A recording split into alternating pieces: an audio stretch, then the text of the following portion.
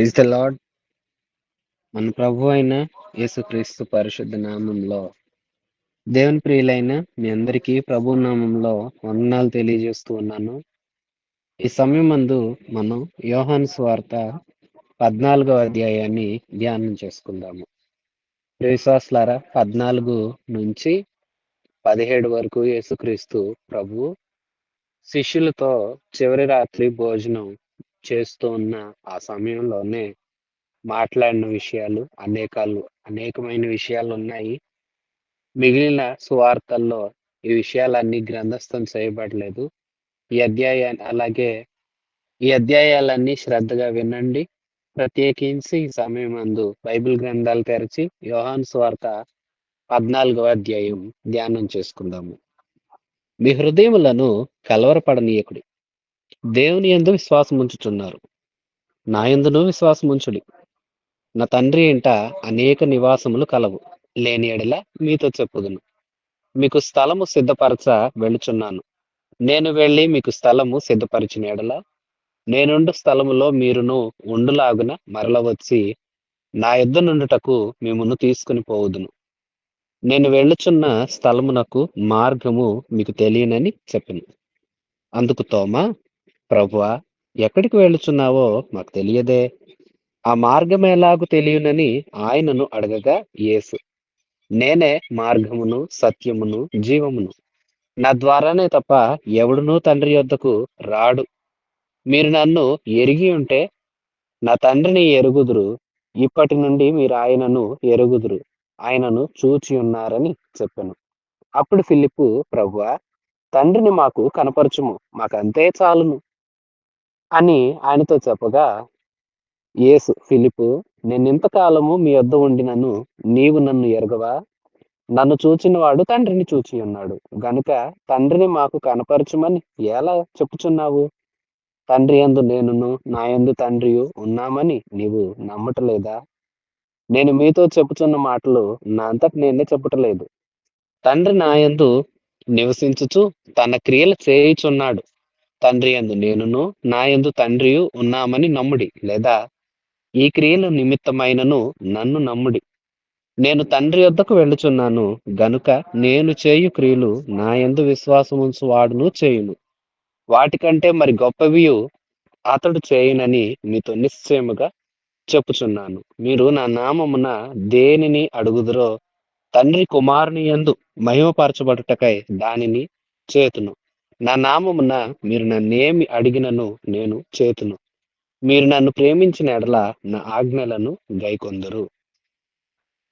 ప్రియ విశ్వాసులారా, యేసుక్రీస్తు ప్రభు చివరిగా పస్కా భోజనాన్ని వారితో చేస్తున్నట్లుగా మనం చూస్తాము. ఆ సందర్భంలోనే శిష్యుల పాదాలు కడిగారు. వారితో అనేక విషయాలు తెలియచేస్తూ ఉన్నారు ప్రభు. తెలియచేస్తూ ఉన్న సమయంలో ఆయన ఇంకా మాట్లాడుతూ 13వ అధ్యాయం చివరిలో అంటారు, నేను అప్పగించబడతాను, అలాంటి విషయాలన్నీ చెప్తూ ఉంటే నాకు శ్రమలు కలుగుతాయి, ఇలా మీరు నన్ను వెంబడింపడం కష్టమైపోతుంది, మీరు ఆటంకపడతారు, అభ్యంతర పడే అవకాశాలు ఉన్నాయి అట్లంతా చెప్తుంటే పేతురు అన్నాడు, ప్రభు, నేను నీ కోసం ప్రాణమైనా పెడతాను అన్నప్పుడు పేతురుతో ప్రభు అన్నారు, అవునా పేతురు, అలాగైతే విను, ఈ రాత్రి కోడి కుయ్యక మునిపే నీవు ముమ్మారు నన్ను ఎరగవని చెప్తావు అనగానే పేతురు, అలా కాదు ప్రభు, నేను అలా ఎందుకు చెప్తాను అట్లంతా అంటాడు. ఇక ఆ సంభాషణే కొనసాగించబడుతుంది ఈ 14వ అధ్యాయంలో కూడా. ప్రభు పేతురుని అలాగే మిగతా శిష్యుల్ని ఉద్దేశించి మాటలు చెప్తున్నారు. ఏమనంటే, మీ హృదయాలను కలవరపడనీయొద్దు.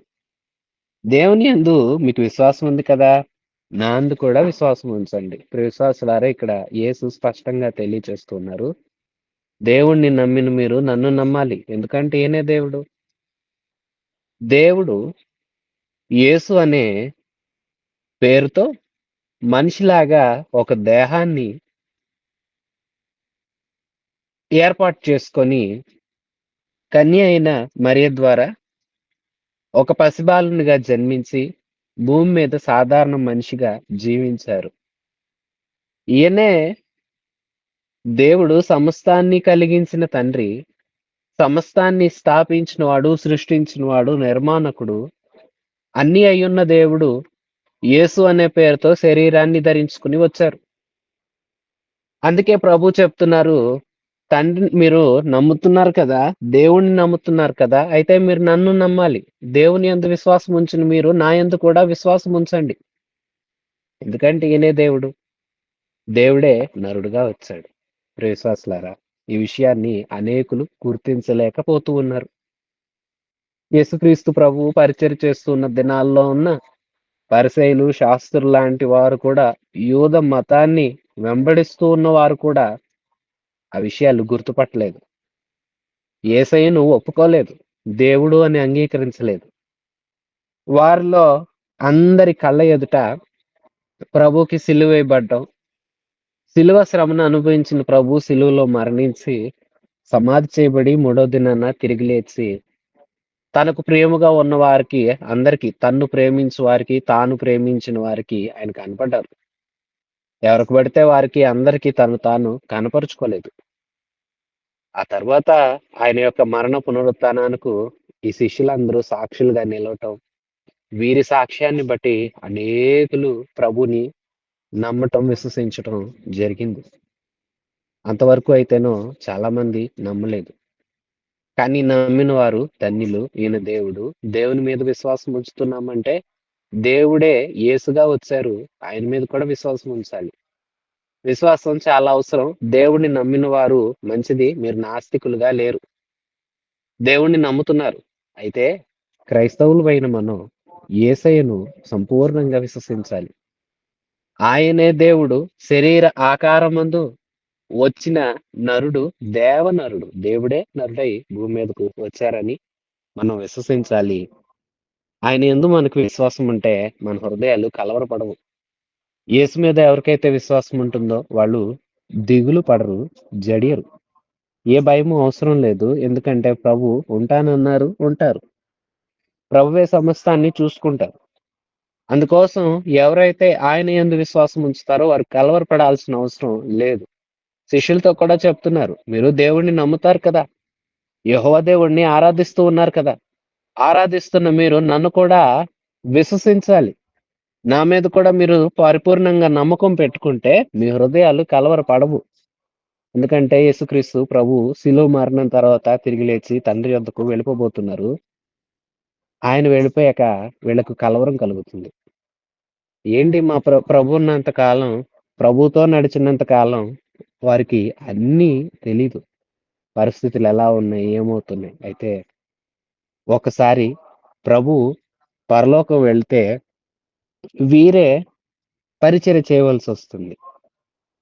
అందుకే ప్రభు ముందుగానే చెప్తున్నారు, మీరు నా యందు కూడా విశ్వాసం ఉంచండి. నన్ను నమ్మండి. నన్ను నమ్మితే మీ హృదయాలకు కలవరం ఉండదు అంటూ ఇక్కడ ఒక వాగ్దానం చేస్తూ ఉన్నారు ప్రభు.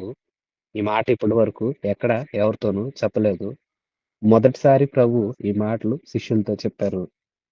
అలాగే ప్రియ విశ్వాసులారా, యేసుక్రీస్తు ప్రభువునకు శిష్యులైన వారందరికీ ఈ వాగ్దానం వర్తిస్తుంది. మనం కూడా శిష్యులంగా మారాలి. చెప్తారు, నా తండ్రి ఇంట అనేక నివాసాలున్నాయి. లేని యెడల మీతో చెప్పేవాడిని. ఉన్నవి నేను మీకోసం స్థలము సిద్ధపరచడానికి వెళుతున్నాను. వెళ్ళి స్థలం సిద్ధం చేసి మరలా తిరిగొస్తాను. మిమ్మల్ని నాతో కూడా ఉండటానికి తీసుకువెళ్తాను. అప్పుడు మీరు నాతో ఉంటారు. నేను మీతో ఉంటారు.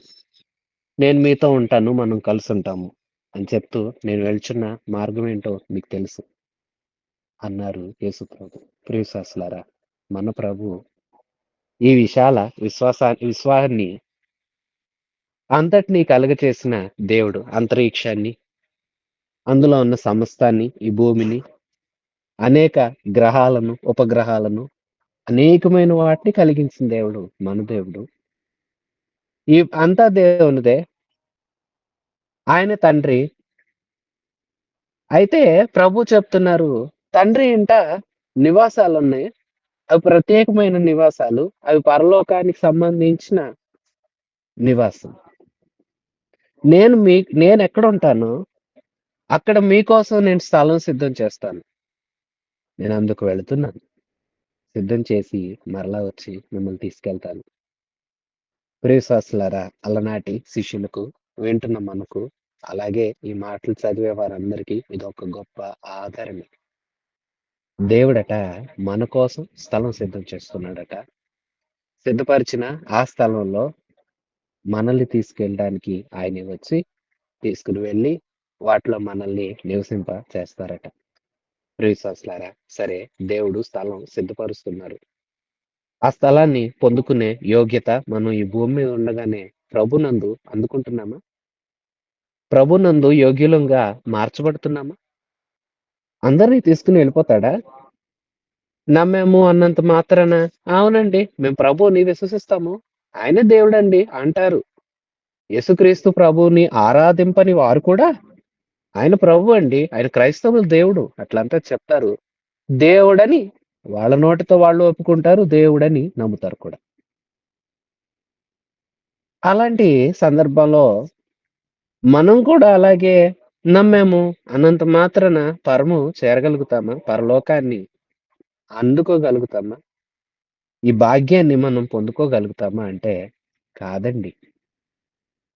మనం దేవునికి ఇష్టమైన వారిగా బ్రతకాలి. మీరు కలవరపడకండి. నేను వెళుతున్నాను. నేను మీకోసం స్థలం సిద్ధం చేసి వస్తాను. మరలా తీసుకెళ్తాను. మరి ఎవరిని తీసుకువెళ్తాడు ప్రభు అంటే, ఆయనను పోలి జీవిస్తూ, ఆయన శిష్యులుగా ఎవరైతే బ్రతుకుతారో, ఆయన మాటకు ఎవరైతే విధేయులవుతారో, ఆయనకి ఇష్టమైన పిల్లలుగా, ఆయనకి నచ్చినట్లుగా, దేవుని పని చేస్తూ, దేవునికి నచ్చినట్లుగా మారుతూ ఎవరైతే ఉంటారో వారు కదా ఆ స్థలాల్లో నివాసం చేయడానికి యోగ్యులవుతారు. ప్రియ విశ్వాసి, నువ్వు ప్రభువులో ఉన్నావా? ప్రభువుని ఆరాధిస్తున్నావా?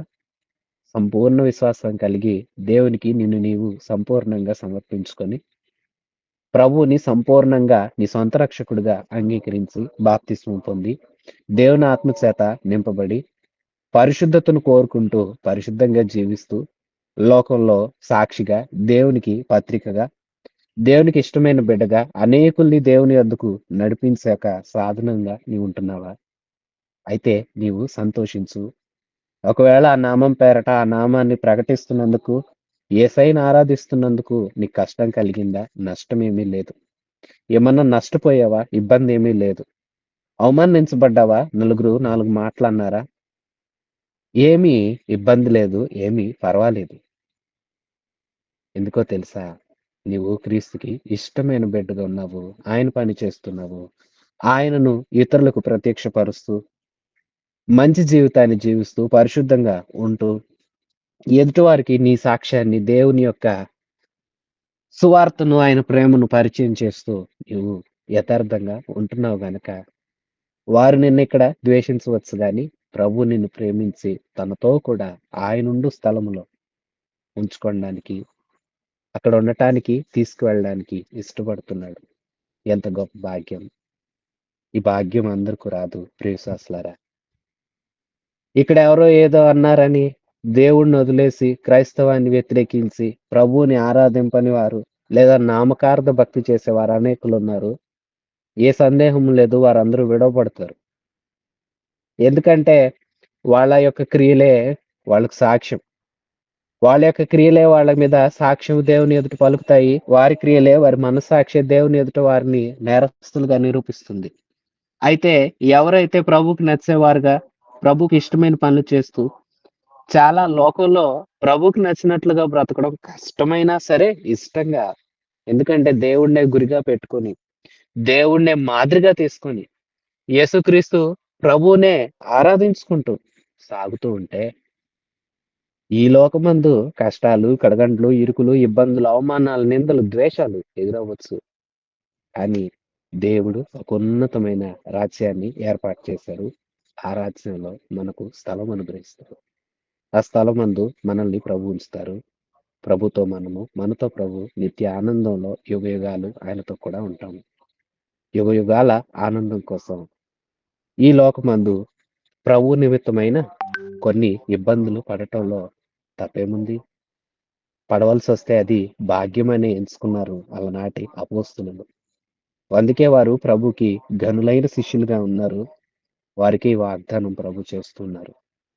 కొందరు ప్రభువుని ఆరాధిస్తున్నందుకు ఎవరో ఏదో అన్నారని వెనకంజ వేస్తూ ఉంటారు. వారు వెనక అడుగు దేనికి వేస్తున్నారో వారు తెలుసుకోవట్లేదు. ప్రభువుని, ప్రభు రాజ్యాన్ని వదులుకుంటే ఎక్కడికి వెళ్తాము? నరకంకే కదా! నరకానికే వాళ్ళు వేసిన వెనక అడుగు వారిని నరకానికి తీసుకొని వెళ్తుంది. కానీ ప్రభు కోసం ప్రయాసపడుతూ ముందుకు అడుగులు వేసేవారు ప్రభు దగ్గరికి వెళతారు. ఆయనతో కూడా రాజ్యంలో ఉంటారు. అలనాటి శిష్యులకు ఇదెంతో ఆనందాన్నిచ్చిన మాట. ప్రభు వెళ్తాడట, స్థలం సిద్ధపరుస్తాడట. ఆహా! మరలా వచ్చి మనల్ని తీసుకెళ్తాడంట. ఆయనతోనే మనల్ని ఉంచుతాడంట. మనం ఆయనతో, ఆయన మనతో ఉంటామంట. ఎంత సంతోషం! అంటూ ఆదరణ గొలిపే ఈ మాటలు ప్రభు వాగ్దానం చేస్తూ ఉన్నారు. చేస్తూ నేను వెళుతున్న స్థలం తండ్రి ఇంటికి, దానికి మార్గం మీకు తెలుసు అని ప్రభు చెప్తుంటే, తోమ కలగ చేసుకొని, ప్రభువా ఏంటి అట్లా అంటావు? నువ్వెక్కడికి వెళ్తున్నావో కూడా మాకు తెలీదు. మరి మార్గం ఎలా తెలుస్తుంది? ఏంటయ్యా మార్గం? అనగానే అద్భుతమైన మాట యేసుక్రీస్తు ప్రభు తన నోటితో తాను చెప్పిన మాట. నేనే మార్గమును, సత్యమును, జీవమును. నా ద్వారానే తప్ప ఎవడును తండ్రి యొద్దకు రాడు. తోమా ఏమడుగుతున్నావు? మార్గం తెలీదా నీకు? నీ ఎదుటనున్న ఆ మార్గాన్ని నేనే కదా! సత్యమైన మార్గాన్ని నేనే కదా! నిత్య జీవానికి నడిపించు మార్గాన్ని నేనే కదా!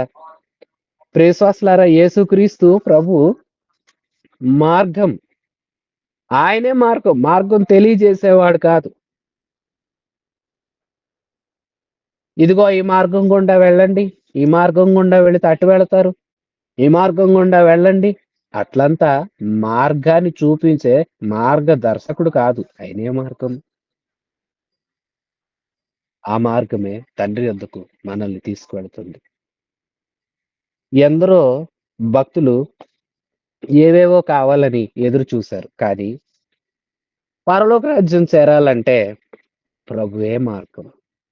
ప్రభువు గుండానే మనం వెళ్ళగలుగుతాం. ప్రభువును దాటి వెళ్ళలేము. ప్రభువుకి వేరై చేరలేము. ప్రభువే మార్గం. నడిపించే మార్గం ఆయనే. మాట్లాడే సత్యం ఆయనే. యేసుక్రీస్తు సత్యం చెప్పడు. ఆయనే సత్యం. సత్యం చెప్పడని అసత్యం చెప్తాడు అనుకోకండి. అసలు ఆయనే సత్యం. ఆయన కాకుండా వేరేదేది కల్పించబడినా అది అసత్యమే. ఆయన సత్యం. మాట్లాడే సత్యం ఆయనే. ఆయనే నిజం. అంతటిని కలగచేసింది ఆయనే. అన్నీ ఆయన ఆధీనంలోనే ఉన్నాయి. అన్నింటికి కర్త ఆయనే. అన్నింటిని నడిపించువాడు ఆయనే. స్థాపించువాడు ఆయనే. పడగొట్టువాడు ఆయనే. నాటువాడు, పెళ్లగించువాడు, వృద్ధి చేయువాడు, అభివృద్ధిలోనికి తీసుకుని వెళ్ళేవాడు ఆయనే. ఆయన సత్యం. ఆయనే సత్యం. అది సత్యమయ్యున్న మార్గం. లోకంలో మార్గాలున్నవి. అవి అబద్ధాలు. అవి నడవకూడని మార్గాలు. కానీ ప్రభు అనే ఈ మార్గం సత్యమైన మార్గం. అది వాగ్దాన మార్గం. ఈ మార్గంలో వెళితే పరలోకం ఉంది అని చెప్పబడింది. అది సత్యం. ఆ మార్గంలో మనం నడవాలి. బ్రతికించే జీవం ఆయనే. యేసే జీవం.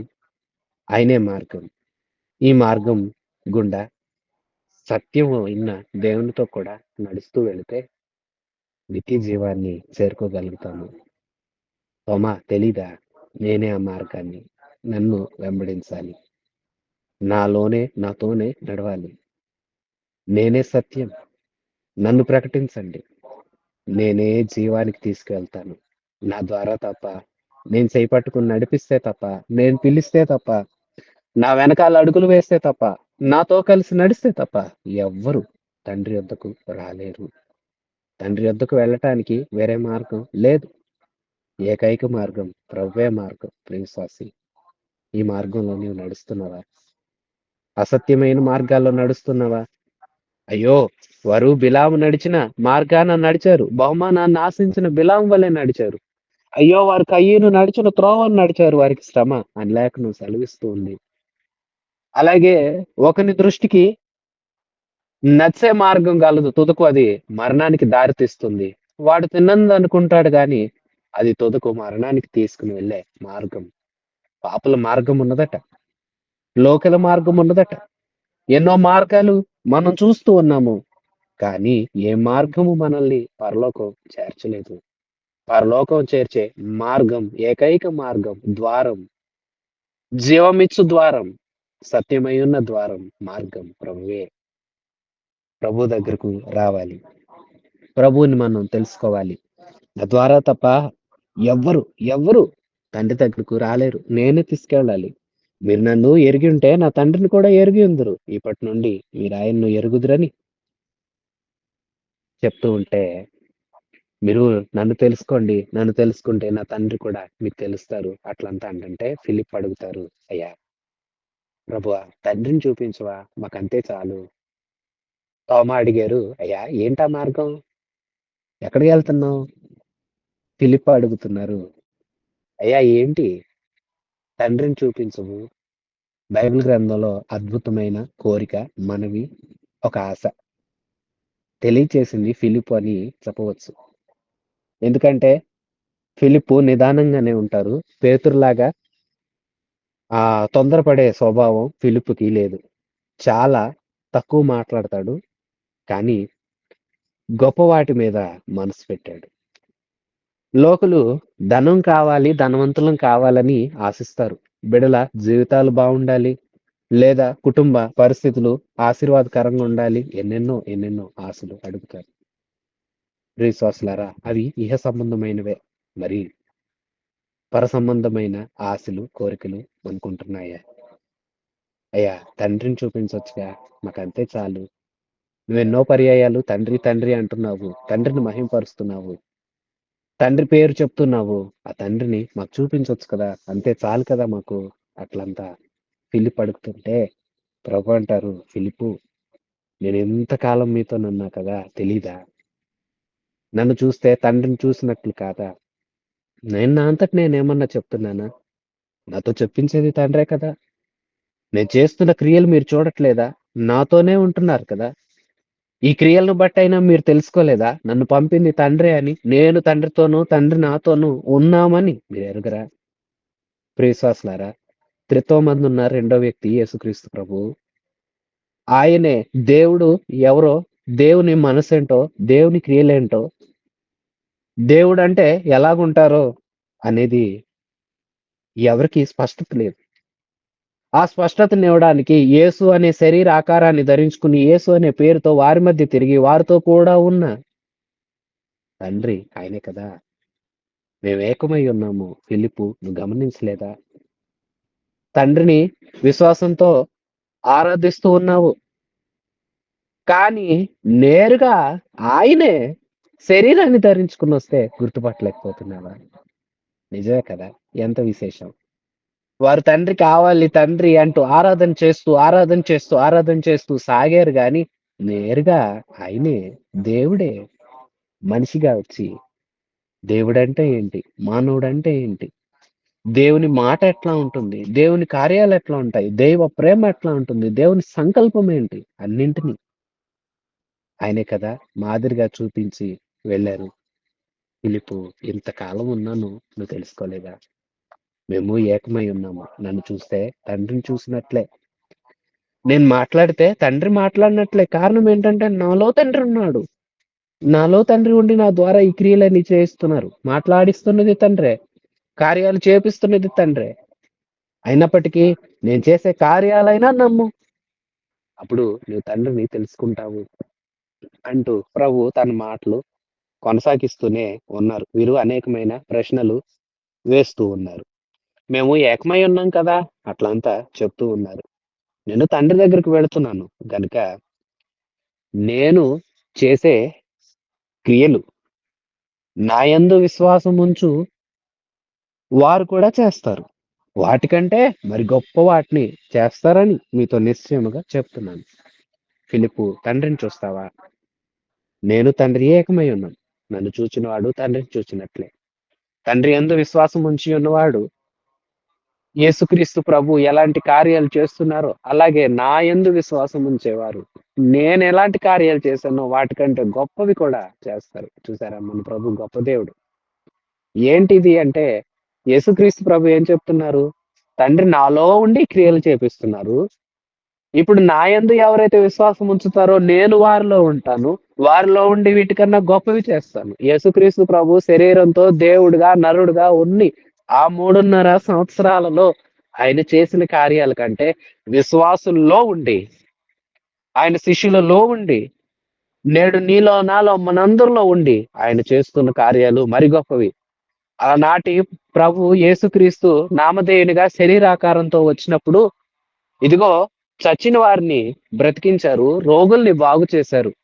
ఈవేళ విశ్వాసుల్లో ఉన్న దేవుడు విశ్వాసులలో ఉండి ఆయన యందు ఎవరైతే విశ్వాసం ఉంచారో వారి యందు ఆయన ఉండి ఆయన అనేకుల్ని ఆత్మలను బలపరుస్తున్నాడు.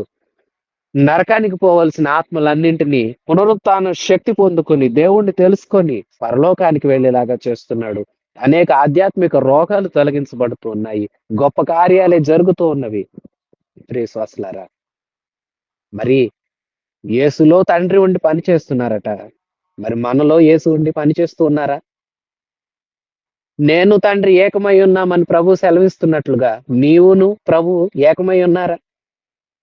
తండ్రికి కుమారునికి ఒక మంచి సంబంధం ఉన్నట్లుగా యేసుక్రీస్తు ప్రభుకి నీకు మంచి సంబంధం ఉన్నదా? పౌలు గారు మాట్లాడతారు, నేను క్రీస్తుతో కూడా చనిపోయాను, సిలువ వేయబడ్డాను, ఇకను నేను కాదు జీవిస్తున్నది, ఆయన నాలో ఉండి జీవిస్తున్నాడు.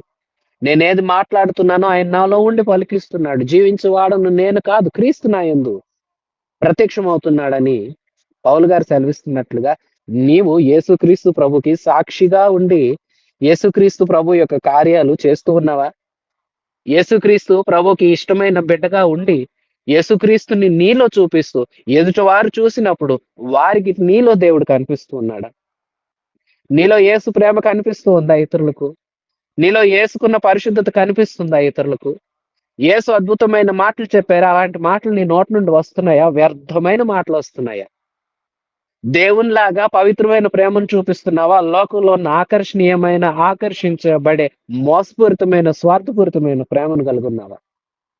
యేసుక్రీస్తు ప్రభు నీలో కనిపిస్తున్నాడా? లేదా లోకానికి నీవు కనిపిస్తూ యేసుక్రీస్తు ప్రభుని దాచిపెట్టేసావా? మరో మాట, నీలో సాతాను క్రియలు కనిపిస్తున్నాయా? ప్రియశ్వాసి, నీ హృదయము తెరచి ఈ మాటలు ఆలకించి ప్రభుకి రాత్రి నీవు సమాధానం చెప్పు. ఆలోచించండి. యేసు తండ్రి ఏకమై ఉన్నారు. మరి తండ్రి యేసు దేవుడు కుమారుడు ఏకమై ఉన్నట్లుగా ఆ కుమారుడైన యేసుని ఆరాధిస్తున్న నీవు ఆయనతో ఏకమై ఉన్నావా? ఆయన క్రియలు నీలో కనిపిస్తున్నాయా? ఆయన వెలుగు నీలో ప్రకాశిస్తుందా? ఆయన జీవం ఉందా? ఆయన సత్యమై ఉన్నాడు. నీవు సత్యంలో బ్రతుకుతున్నావా? సత్యాన్ని అనుసరిస్తూ ఆ సత్యాన్ని ఇతరులకు బోధిస్తున్నావా? తండ్రికి సాక్షిగా ప్రతి చోట తండ్రి నామాన్ని మహింపరిచిన యేసుని ఆరాధిస్తున్న నీవు ప్రతి చోట యేసుని మహింపరుస్తున్నావా? నీ ద్వారా యేసుక్రీస్తు ప్రభు ప్రకటించబడుతున్నారా?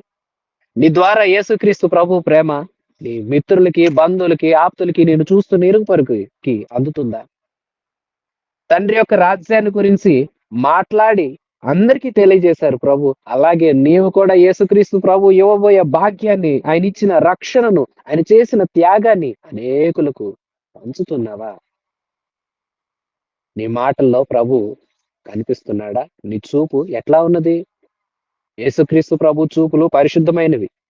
అవి నిర్దోషమైన చూపులు. నీ చూపులు ఎలాగున్నాయి? నీవు బాప్తిస్మం పొందానని చెప్పుచూ ఉన్నా ఓ ప్రియ విశ్వాసి, మరి బాప్తిస్మం పొందుతున్న నీవు బాప్తిస్మానికి అర్థం ఏంటంటే నీటిలో నిన్ను ముంచినప్పుడు నీవు క్రీస్తు శిలువతో కూడా సమాధి చేయబడి నీటిలో నుంచి నిన్ను పైకి సేవకుడు లేపినప్పుడు నీవు క్రీస్తుని ధరించుకుని లేచిన నూతన సృష్టిగా ఉన్నావా? ఇంకా పాతవి వ్యర్థమైనవి లోకాసులు వాటి చేత ముందుకు నీ జీవితాన్ని కొనసాగిస్తూ ఉన్నావా? తండ్రి నీలో దేవునిలో యేసులో ప్రత్యక్షమైనట్లు యేసు నీలో ప్రత్యక్షం అవ్వాలి. యేసు నీలో ప్రత్యక్ష పరచినట్లయితే యేసు చేసినట్లుగా ఆయన చెప్తున్నారు, నా యందు విశ్వాసం, నేను తండ్రి యందు విశ్వాసం ఉంచాను, నేను తండ్రి ఏకమై ఉన్నాం కాబట్టి తండ్రి నా ద్వారా ఈ గొప్ప కార్యాలు చేయించాడంటే నన్ను నమ్మితే, నన్ను నమ్మిన వారి ద్వారా, నా యందు విశ్వాసం ఉంచిన వారి ద్వారా మరి ఎక్కువ కార్యాలు జరుగుతాయని ప్రభు చెప్పారు. శిష్యులు అలాగే యేసుక్రీస్తు ప్రభు నమ్మారు. శిష్యుల ద్వారా యేసుక్రీస్తు యొక్క మహిమ మొదటి శతాబ్దంలో ఎంత ఉన్నతంగా కనపరచబడిందో మనం చూసాం కదా. పేతురు యోహాన్ల పరిచర్య ఏంటిది? అపోస్తలుల కార్యాల గ్రంథాలు మనం చదువుకుంటూ వెళుతూ ఉంటే ఆ గ్రంథంలో శిష్యులు చేసిన అద్భుతమైన పరిచర్య మనం చూస్తాం కదా. వారు యేసుక్రీస్తు ప్రభు కోసం ఎలాంటి సాక్షులుగా నిలిచారో చూస్తాము. వారి ద్వారా ప్రభు ఎలాంటి ఉన్నతమైన కార్యాలు జరిగించారో చూస్తాం కదా. మరి ఆ యేసుని ఆరాధిస్తున్న నీవు యేసుకు పత్రికగా, యేసయ్యకు సాక్షిగా, యేసయ్యకు ఇష్టమైన బిడ్డగా ఉండి గొప్ప కార్యాలు చేస్తూ ఉన్నావా? గొప్ప కార్యాలు నీ ద్వారా ప్రభు చేయడానికి యోగ్యమైన పాత్రగా నీవున్నావా? ఫిలిప్ అడుగుతున్నాడు, తండ్రిని చూపించు ప్రభు. యేసంటారు, తండ్రిని నేను ఏకమై ఉన్నాము. నా యందు విశ్వాసం ఉంచువారు నాతో ఏకమై ఉంటారు. నేను చేసి తండ్రి నా ద్వారా ఎలాంటి కార్యాలు చేపించారో అలాగే నా యందు విశ్వాసం ఉంచువారు వాటికంటే మరి గొప్ప వాటిని కూడా చేయడానికి వారు కృపను పొందుకుంటారు అంటున్నారు కదా. మరి దేవునిలో నీ విశ్వాసం ఎంత? ఏదో అక్కర అడిగి అది పొందుకునే అంతేనా? ప్రభుకి పాత్రగా, సాక్షిగా నువ్వు బ్రతకాలనుకుంటున్నావా? ప్రియశ్వాసులారా, ఈ వాక్కులు మన హృదయాలను పరీక్షించాలి, పరిశీలించాలి, పరిశోధించాలి, శుద్ధి చేయాలి. వాక్యానుసారమైన జీవితం మనకు కావాలి. వాక్యం అనేది విని వదలటానికి కాదు. దైవ లేఖనాలు ఎందుకంటే ఈ లేఖనాలు చదువుతున్న మనం లేఖనాలను అనుసరించి నడుచుకుంటూ యేసుని ఆరాధిస్తున్న మనం క్రమక్రమంగా యేసు పోలికలోకి మారిపోవాలి. యేసుతో సహవాసం ఇదిగో లోకంలో సామెత ఉన్నది కదా. 6 నెలలు సహవాసం చేశారండి. వాళ్ళు వీళ్ళలాగా, వీళ్ళు వారిలాగా మారిపోయారు అంటారు కదా. మరి ఎన్నో దినాల నుండి యేసుని ఆరాధిస్తున్న నీలోకి యేసు యొక్క ప్రేమ ఎంతొచ్చింది? యేసు యొక్క పరిశుద్ధత ఎంతొచ్చింది? యేసు యొక్క మంచి జీవితం, ఆయన్ని పోలిన మాదిరి జీవితం నీలో ఎంత స్థాపించబడింది? ఎన్నో వాక్యాలు వింటున్నావా? వదిలేస్తున్నావా? ఈ సమయమందు ఒక్కసారి నిన్ను నీవు పరీక్ష చేసుకోగలుగుతావా? ప్రియశ్వాసి 13వ వచనంలో అంటారు, మీరు నా నామాన దేన్ని అడుగుతారో తండ్రి కుమారుని యందు మహిమపరచుటకై దాన్ని చేతును. నా నామమున మీరు నన్నేం అడిగినా దాన్ని నేను ఇస్తాను, చేస్తాను. మీరు నన్ను ప్రేమించిన యెడల నా ఆజ్ఞలను గైకొందురు.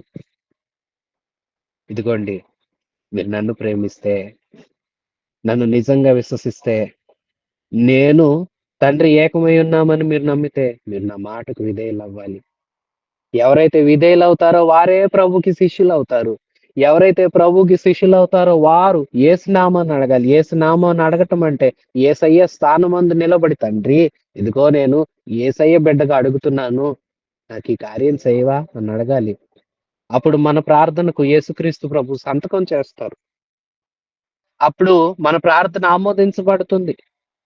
తండ్రి దగ్గర ఆయన కూడా అడుగుతారు, నాయనా ఇవ్వు తండ్రి, ఇదిగో ఇతను నా బిడ్డే అని యేసుక్రీస్తు ప్రభు కూడా మనల్ని గురించి సాక్ష్యం ఇచ్చి మన అక్కర కోసం ఆయన తండ్రిని అడుగుతారు.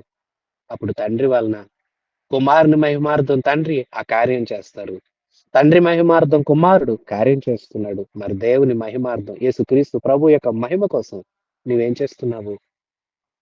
ప్రియశ్వాసులారా, ఈ అధ్యాయంలో ఇప్పటి వరకు మనం 2 విషయాలు శ్రద్ధగా గమనించాలి. ఒకటేంటంటే ఆయన మీద విశ్వాసం. 2 విధేయత.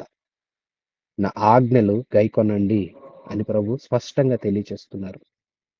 విశ్వాసం ఉంచాలి. 2 ఆయన ఆజ్ఞలు, ఆయన మాటలు, ఆయన వాక్యాన్ని అనుసరించి నడవాలి. అప్పుడే ఆయన్ని ప్రేమించినట్లు. నీవు ఆయన మాటే వినకుండా ఆయన్ని ఎట్లా ప్రేమించావని ప్రత్యక్షపరుచుకుంటావు. ఆయనను నీవు ప్రేమిస్తున్నావు అన్నది ఎదుటివారు గమనించకపోతే నీలో యేసుక్రీస్తు యొక్క ప్రత్యక్షం వారికి ఎలా కలుగుతుంది? తండ్రి కుమారుణ్ణి ప్రేమించారు, కుమారుడు తండ్రిని ప్రేమించారు. అందుకే తండ్రి యొక్క ఆజ్ఞలు యేసుక్రీస్తు ప్రభు శిరసావహించి మరణము నొందినంతగా అనగా శిలువ మరణం నొందినంతగా విధేయత చూపించారు కదా. అర్థమవుతుందా? యేసు ప్రభు తండ్రి అయిన దేవుణ్ణి ప్రేమించి తండ్రి యొక్క ఆజ్ఞను పాటించడానికి ప్రాణం పెట్టడానికి భూమి మీదకి వచ్చారు. మరి యేసయ్యని ఆరాధిస్తున్న నీవు ఆయన మాటలు వింటున్నావా? ఆయన ప్రేమిస్తున్నావా? ప్రేమిస్తే ఆయన మాట వింటావు కదా. నువ్వు వాక్యం వింటున్నావా? వినటం అంటే మీతో పలు సందర్భాల్లో నేను తెలియజేస్తూ వచ్చాను. ఏమనంటే వినటం అంటే చెప్పింది చేయటం. చెప్పింది చేసిన వారే విన్నట్టు. మిగతా వారు విననట్టే. అలాగే దేవుణ్ణి నువ్వు ప్రేమిస్తున్నావైతే ఆయన మాట వింటావు కదా! ఆయన నీతో ఏం మాటలు మాట్లాడుతున్నారు? వాక్యం ద్వారా నీకెన్ని బోధిస్తున్నారు? మరి వాటిలో నిన్ను నువ్వెంత శుద్ధి చేసుకొని, సరి చేసుకొని, వాక్యానుసారంగా బ్రతుకుతున్నావు? నువ్వు బ్రతికితేనే గదా ఆయన మాట విన్నట్టు. ఆయన మాట వింటేనే కదా నీ అక్కర ఆయన తీరుస్తాడు. నువ్వు ఆయన యందు విశ్వాసం ఉంచితే తప్ప నీవు అంతట నీవు ఏమీ చేయలేవు. దేవుడిని ప్రేమించు. 2 దేవుడిని బలముగా విశ్వసించు. నీవు దేవుడిని ప్రేమించి విశ్వసిస్తూ ఆయనలో ఎప్పుడైతే ఉన్నావో ఆయన నీలో ఉండి గొప్ప కార్యాలు చేస్తారు. అలాగే మనకు ఒక వాగ్దానం చేస్తున్నారు. అదేంటంటే నేను స్థలం సిద్ధపరుస్తున్నాను. సిద్ధపరిచి వస్తా. తిరిగి తీసుకెళ్తా. విశ్వాసం ఉంచామా? అలాగే ఆయన్ని ప్రేమించామా? అప్పుడే మనము ఆయనతో కూడా ఉండటానికి యోగ్యులమవ్వి ఆయన రాజ్యానికి హక్కుదారులమవుతాము. మీలో విశ్వాసం లేదా?